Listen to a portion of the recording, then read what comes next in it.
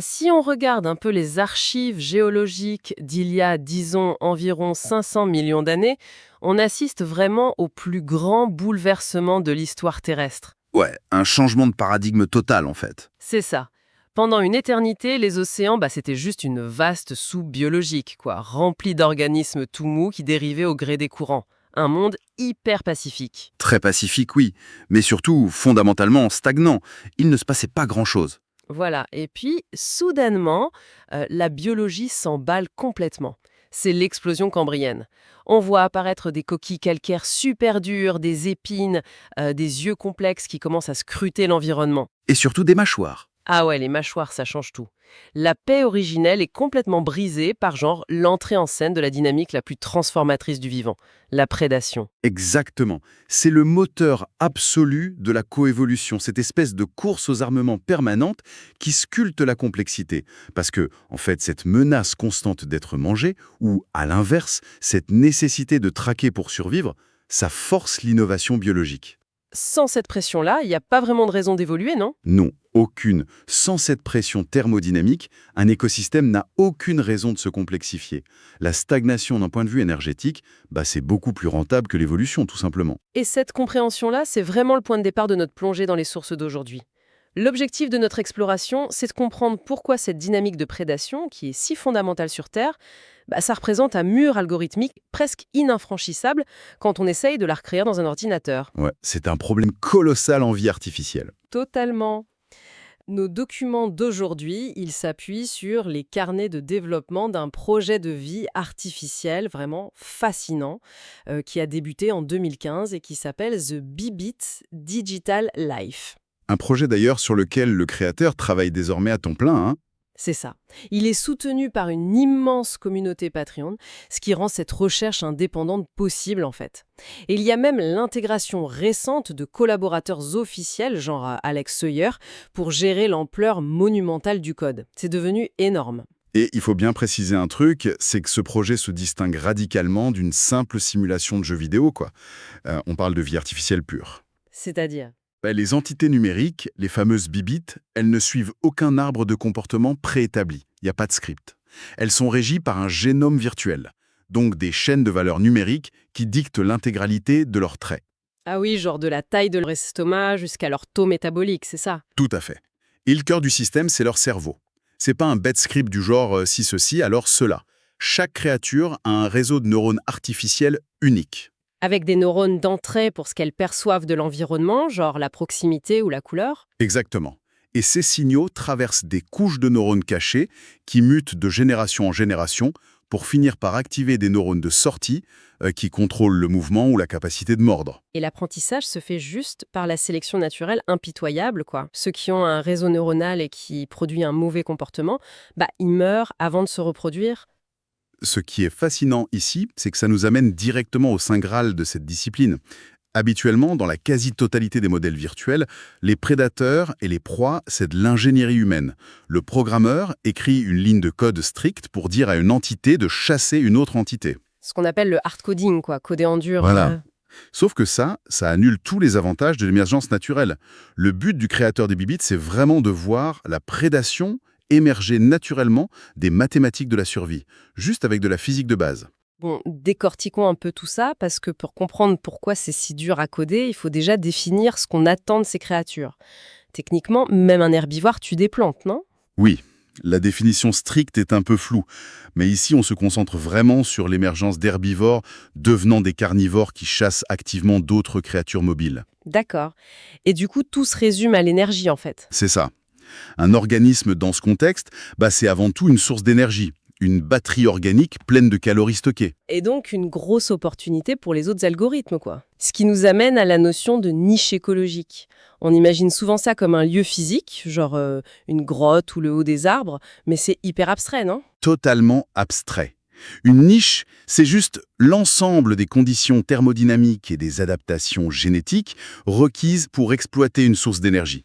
Par exemple, tu as un soleil virtuel, des plantes, les autotrophes, qui convertissent la lumière en énergie. Ça, c'est la première niche. Et ensuite, tu as des organismes qui évoluent pour manger ces plantes, puis d'autres qui évoluent pour manger ces premiers organismes. L'analogie économique marche super bien ici.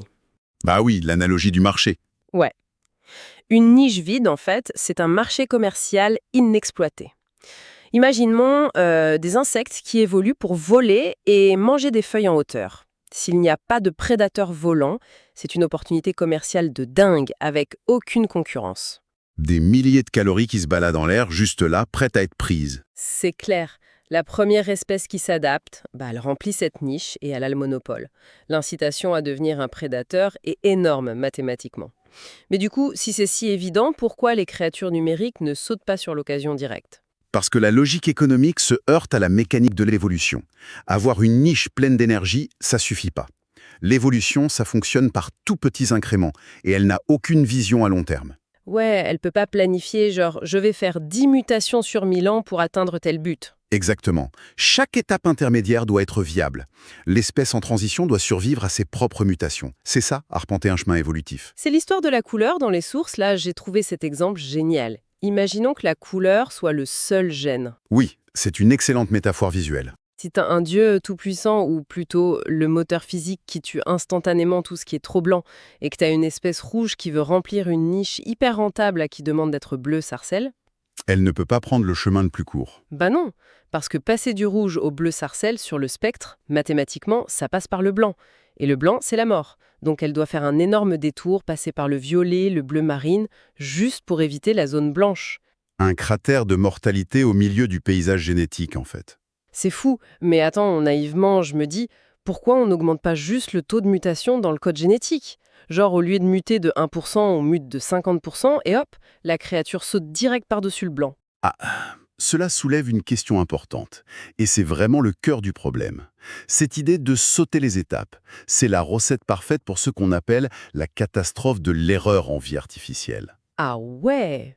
Pourquoi? À cause de la dimensionnalité génétique. L'ADN sur Terre, c'est des milliards de paires de bases. C'est hyper vaste. Une grosse mutation peut taper dans de l'ADN poubelle sans te tuer. Mais dans une simulation comme les bibites, Le génome est tout petit, c'est ça? voilà, c'est une matrice de quelques centaines de valeurs à virgule flottantes. Chaque chiffre contrôle un truc vital. Le cœur, la vision, le mouvement. Ah, je vois. Donc une mutation massive, c'est comme frapper le code avec un marteau. Exactement. Si tu fais ça, tu corromps les sous-systèmes qui maintiennent la créature en vie. Les réseaux de neurones s'effondrent sous le bruit mathématique. Elles oublient même comment manger des plantes. Oups. Donc les niches restent juste vides parce que les chemins évolutifs sont statistiquement impossibles à traverser. C'est bloqué. C'est ça. Face à ce mur algorithmique, le créateur a dû préparer le terrain de manière super spécifique, restructurer les lois de son univers physique pour donner une chance à la prédation. Il a rajouté la viande, en fait. Oui, une distinction algorithmique majeure. Les plantes sont passives, elles repoussent. La viande, elle, apparaît à la mort d'une bibite et elle a une grosse densité calorique, mais elle pourrit avec le temps. Ça force à chercher activement, quoi. Et il a aussi rajouté des capacités d'interaction, genre elles peuvent mordre, agripper, jeter des trucs. D'ailleurs, il faut saluer le travail de Brax, l'artiste, parce que c'est à ce moment-là que l'aspect visuel est devenu dingue, avec un rendu procédural où on voit vraiment l'évolution physique. Tout était prêt. Les outils, la récompense, l'environnement. Et devine quoi? Rien. Apathie totale. Le vide. Parce que mathématiquement, pourquoi se fatiguer à chasser de la viande qui pourrit alors qu'être un herbivore pacifique qui mange des plantes immobiles, c'est l'optimum absolu? Du coup, il est passé à l'expérience forcée. Il a laissé les herbivores saturer le monde, puis il a introduit artificiellement des carnivores modifiés à la main pour ignorer les plantes et chasser. Et c'est là que ça devient vraiment intéressant. L'étincelle a mis le feu aux poudres. Les populations ont commencé à faire des montagnes russes, des oscillations de chasse classiques. Les fameux cycles de Volterra-Lotka, la preuve mathématique d'un écosystème qui tourne. Mais le plus dingue, c'est l'impact sur les réseaux de neurones. La coévolution a explosé. Côté herbivore, ils ont développé de meilleurs yeux. Ils ont élargi leur champ de vision. Et surtout, ils ont commencé à vivre en troupeau, genre un comportement grégaire non programmé pour se protéger. Et en face, les prédateurs ont répondu avec la stratégie de la torpille. Ils ont appris à analyser la trajectoire d'une proie, à ignorer le troupeau et à calculer un vecteur d'interception. Non mais attends, ils ont inventé le calcul de trajectoire tout seul? C'est ça. Une boucle de rétroaction prédictive créée par leur propre cerveau artificiel. C'est bluffant. La victoire totale de la coévolution. Enfin, jusqu'à ce que tout s'effondre de l'intérieur. Oui, c'est le drame de la sélection naturelle, l'optimisation impitoyable. Les carnivores n'ont pas perdu à cause de plus gros prédateurs. Ils ont perdu parce que les herbivores sont devenus beaucoup trop forts. Trop popé, comme on dit. Ils ont littéralement gagné la partie en devenant des gros rochers vivants. C'est un cas d'école de ce qu'on appelle le reward hacking en IA. L'objectif, c'est survivre et garder de l'énergie. Fuir ces prédateurs torpilles, ça coûtait trop cher en calories. Donc le réseau de neurones a trouvé la faille. Moi je bouge, moi je dépense. Exactement. Ils ont éteint les connexions liées à l'accélération, réduit leur métabolisme au minimum et augmenté leur masse. Des coffres forts blindés, ancrés au sol, qui absorbent passivement l'énergie. Ce qui a complètement cassé l'équation pour les prédateurs. Bah oui. L'énergie nécessaire pour percer cette défense et tuer la proie était devenue supérieure à l'énergie de la viande récupérée. Déficit calorique direct et bam, extinction. Une partie des carnivores est juste devenue charognarde, à attendre que les gros rochers meurent de vieillesse et les chasseurs actifs ont totalement disparu. Si l'on relie cela à une perspective plus globale, on voit que sans la pression de la vitesse et de l'agilité imposée par la chasse, le système régresse.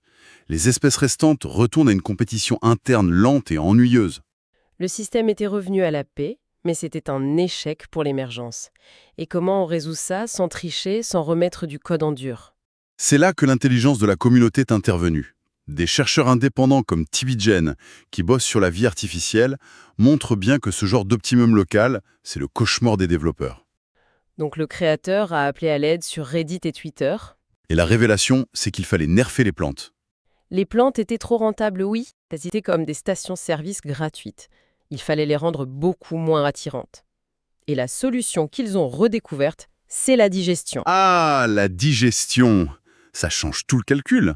Avant, tu touchais une plante, boum, 10 unités d'énergie. Avec la digestion, tu as introduit un délai, un buffer et une taxe énergétique. Ouais, il faut dépenser de l'énergie pour extraire l'énergie de l'estomac virtuel, quoi. Et ça prend du temps. Et pendant ce temps, pour digérer un gros repas végétal, la bibite doit s'arrêter, se reposer et devient ultra vulnérable. Et de l'autre côté, la viande, elle, donne une énergie foudroyante très vite, avec une taxe d'extraction minime. En détruisant la gratuité des plantes, le modèle remet la chasse au centre du jeu. Le risque de chasser est enfin justifié par la récompense énorme, pour naturel. Les auditeurs peuvent vraiment réaliser la complexité des mécanismes invisibles qui empêchent notre monde de stagner. C'est fou de se dire que pour sauver les prédateurs, on a dû gâcher la vie des pacifiques mangeurs de plantes. Mais ça soulève une réflexion philosophique assez profonde, je trouve, qui dépasse la biologie. Si, en vie artificielle, on doit intentionnellement saboter un écosystème parfaitement pacifique, En rendant les plantes moins nutritives, ouais. juste pour forcer l'innovation brutale de la prédation, qu'est-ce que ça nous dit sur le progrès humain ? Ah, c'est profond ça. Est-ce qu'on n'est pas tous voués à devenir ces rochers vivants, paresseux et figés dans nos habitudes ? Waouh, faut casser le confort pour évoluer en gros. Ça laisse à réfléchir. C'est tout pour notre exploration d'aujourd'hui. Un grand merci à quiconque écoute, gardez l'esprit ouvert et continuez de remettre en question le monde, numérique ou réel, qui vous entoure. À la prochaine.